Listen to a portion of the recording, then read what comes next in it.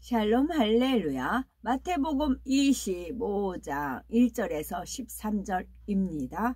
그때에 천국은 마치 등을 들고 신랑을 맞으러 나아간 10처녀와 같다 하리니 그 중에 5은 미련하고 5은 슬기 있는 자라.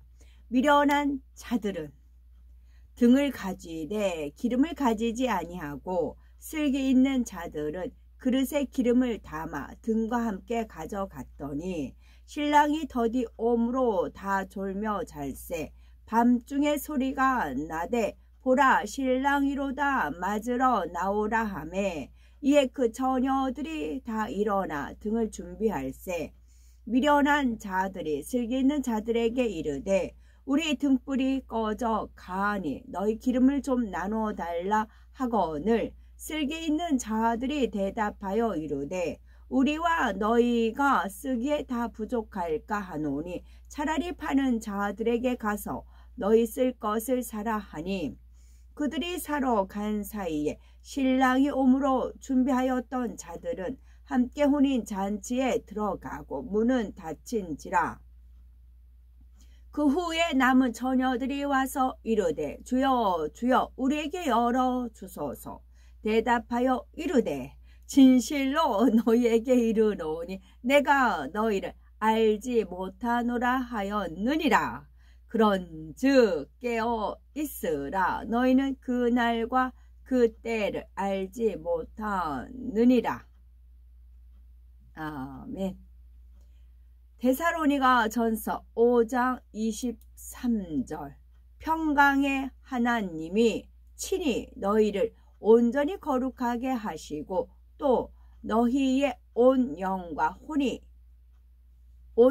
혼과 몸이 우리 주 예수 그리스도께서 강림하실 때에 흠 없게 보존되기를 원하노라. 아멘. 데살로니가 전서 5장 4절. 형제들아 너희는 어둠에 있지 아니하매 그 날이 도둑같이 너희에게 임하지 못하리니. 아멘. 제목은 신부 단장을 잘하자입니다. 마태복음 25장을 보면 예수님께서 천국은 마치 등을 들고 신랑을 맞으러 나간 10처녀와 같다 하시며 10처녀 비유를 말씀하십니다. 여기서 10처녀는 하나님을 믿고 재림의 주님을 기다리는 성도들을 의미하지요. 예수님께서는 이 비유를 통해 재림의 주님을 기다린다 하면서도 맞이할 준비를 제대로 못한 미련한 5처녀와 같은 성도가 있는가 하면 슬기로운 5처녀와 같이 준비를 잘한 성도도 있다는 사실을 알려주셨습니다. 10처녀 중에 5은 미련하고 5은 슬기가 있었지요. 미련한 처녀들은 등을 가지되 기름을 가지지 아니하고 예배는 드리되 종교놀이 하는 것이고 슬기로운 처녀들은 그릇에 기름을 담아 등과 함께 가져갔습니다.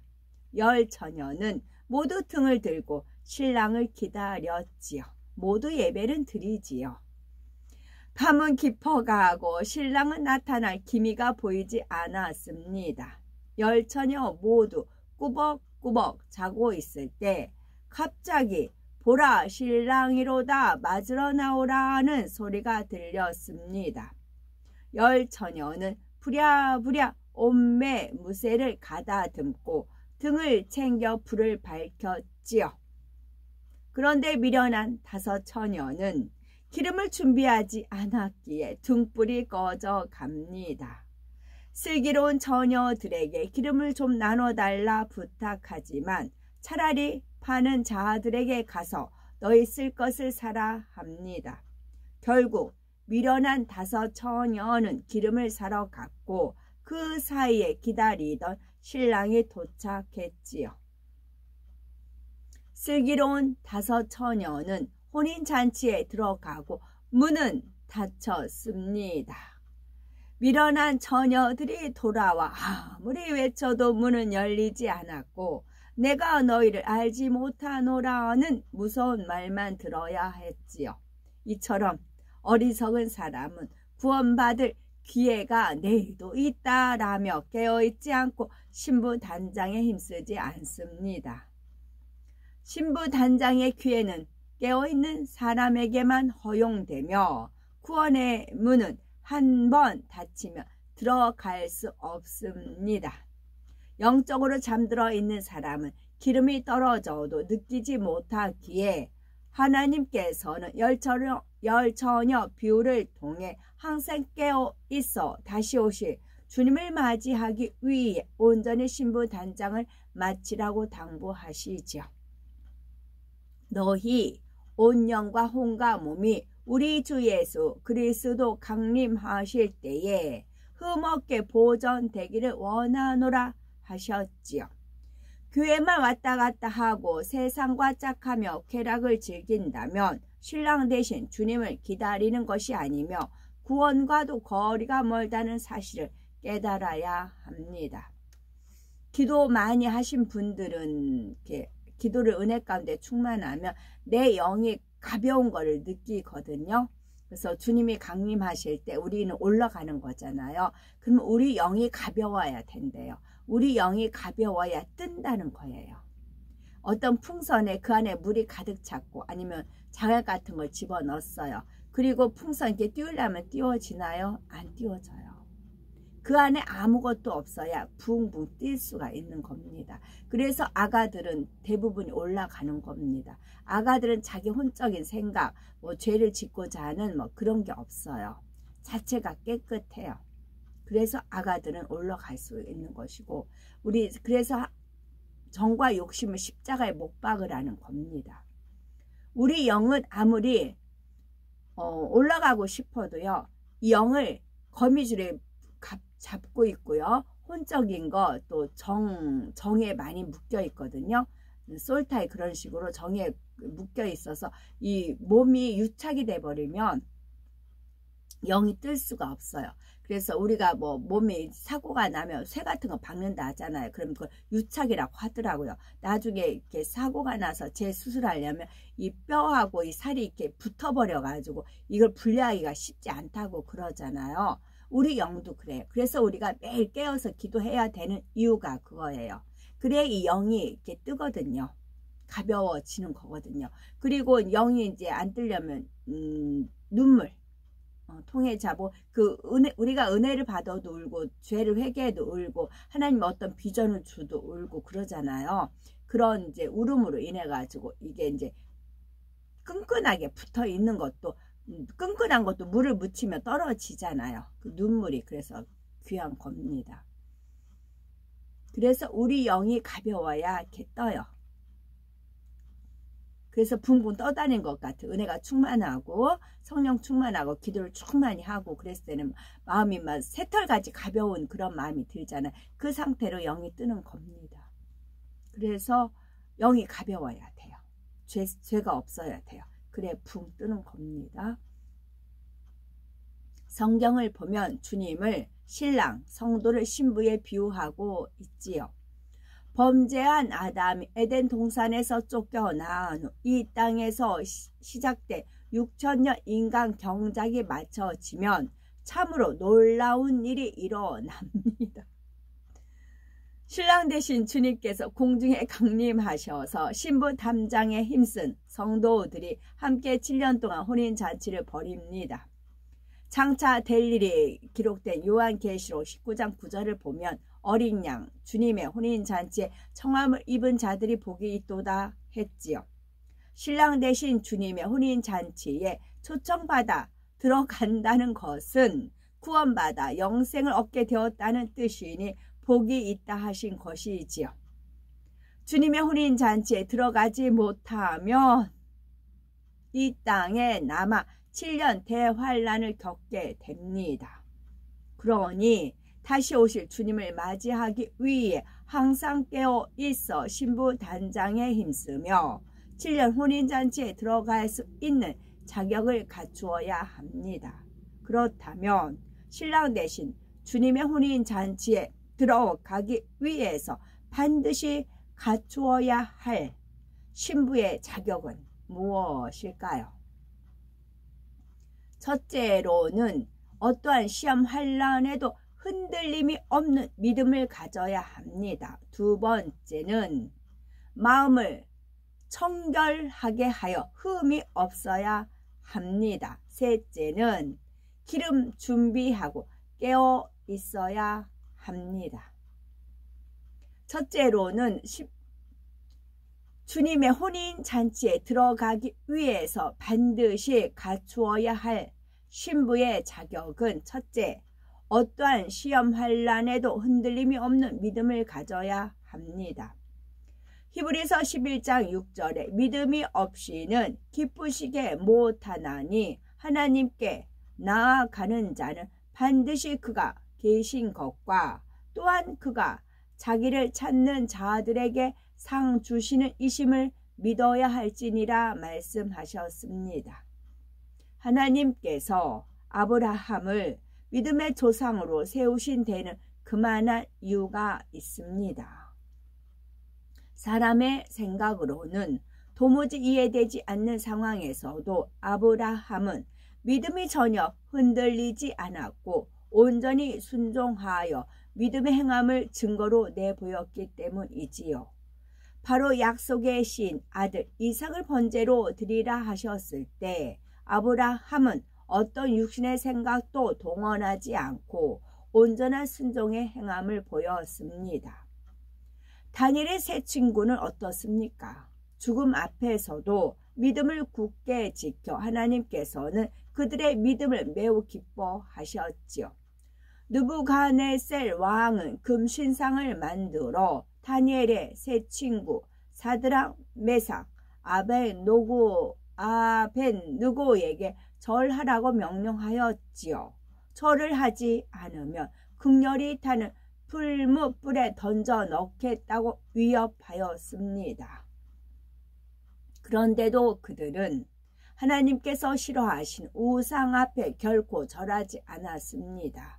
도리어 왕이여 우리가 섬기는 우리 하나님이 우리를 극렬히 타는 풀무 가운데서 능히 건져내시겠고 왕의 손에서도 건져내시리이다. 그리 아니하실지라도 왕이여 우리가 왕의 신들을 섬기지도 아니하고 왕이 세우신 금신상에게 절하지도 아니할 줄을 아옵소서 담대히 고백합니다. 결국 다니엘의 세 친구는 금신상에 절을 하지 않는다는 이유로 풀무불에 던져졌습니다. 하지만 하나님께서 머리카락 하나 그슬리지 않도록 지켜주셨기에 하나님의 살아계심을 증거하며 크게 영광 돌렸지요. 둘째로 마음을 청결하게 하여 흠이 없어야 합니다. 마음이 청결하다는 것은 교양과 지식으로 겉을 거룩하게 한다는 뜻이 아닙니다. 사람은 외모를 보거니와 나 여호와는 중심을 보느니라 했습니다. 마음 중심을 보시는 하나님께서는 무엇보다 청결한 마음을 원하십니다. 마태복음 5장 8절에 마음이 청결한 자는 복이 있나니 저희가 하나님을 볼 것이며 했지요. 마음을 더럽게 하는 죄악을 온전히 버려야 마음이 청결해지고 자기 몸과 주변도 청결히 합니다. 성경에서는 마음을 청결케 하는 것을 두루마기를 빤다라고 표현하지요. 요한계시록 22장 14절에 그 두루마기를 빠는 자들은 복이 있으니 했습니다. 만일 옷에 오물이 묻었다면 어떻게 하겠습니까? 깨끗이 빨아서 입을 것입니다. 마음에 묻은 때도 마찬가지죠. 영적인 물인 하나님 말씀으로 깨끗이 씻어내야죠. 다투고 혈기 내던 사람은 혈기를 버려야 하고 교만한 사람은 낮아지고 섬기며 미움과 시기 질투가 있는 사람은 원수까지 사랑하는 마음으로 변화되어야 합니다. 그래서 마음이 정결해지면 누구와도 걸리지 않고 오히려 품게 되지요. 셋째로 기름 준비하고 깨어 있어야 합니다. 슬기로운 다섯 처녀처럼 혼인잔치에 들어가는 신부가 되려면 기름 준비를 잘 준비해야죠. 기름은 기도와 성령 충만함을 뜻합니다. 기름이 있어야 등에 불을 밝힐 수 있듯이 불과 같이 기도하여 성령의 충만함을 입어야 영혼의 빛을 밝힐 수 있습니다. 성령을 받아 하나님의 자녀가 되었어도 기도하지 않으면 충만함이 떨어지기 마련이지요. 장차 세상과 타협하게 되고 죄악 가운데 살다가 결국에는 구원에도 이를 수 없습니다. 만일 미련한 다섯 처녀가 깨어 있어 신랑이 더디 오는 것을 알았다면 기름을 넉넉히 준비해 혼인잔치에 들어갈 수 있었을 것입니다. 그러므로 열처녀 비유를 통해서 주 안에서 항상 깨어 있어야 함을 명심해야 하죠. 신랑 되신 주님께서 언제 다시 오실지 그 날과 그 시는 아무도 알지 못하지만 깨어있는 사람에게는 주의 날이 도적같이 임하지 않습니다. 그러나 깨어있지 않으면 노아 시대의 홍수 심판으로 다 멸하기까지 사람들이 깨닫지 못한 것과 같은 어리석음에 빠질 수 있습니다. 영적인 기름 준비는 하루 이틀에 되는 것이 아닙니다. 영적인 믿음도 스스로 가질 수 있는 것이 아니기에 슬기로운 다섯 처녀처럼 신부 단장을 잘하여 다시 오실 주님을 맞이하는 복되고 아름답고 보배로운 우리가 되어야 되겠죠. 아멘. 어린 양의 혼인잔치, 계시록 19장 9절에 기록되어 있는 어린 양의 혼인잔치는 주님께서 공중에 강림하실 때에 구원받은 영혼들이 신부의 자격으로 7년 동안 신랑 되신 주님과 함께하는 잔치를 말합니다. 주님이 공중 강림하시면 구원받은 모든 영혼이 신부로서 신랑 되신 주님을 맞이하지요. 이때 구원받은 자녀들을 위로하기 위해서 하나님께서는 7년 동안 공중에서 혼인잔치를 베푸십니다. 장차 백보자 대심판을 통해 이 땅에서 행한 대로 천국의 처소와 상급으로 갚아주지만 그 이전에 혼인잔치를 베풀어 주님과 함께 행복한 시간을 갖게 하시는 것이죠. 아멘.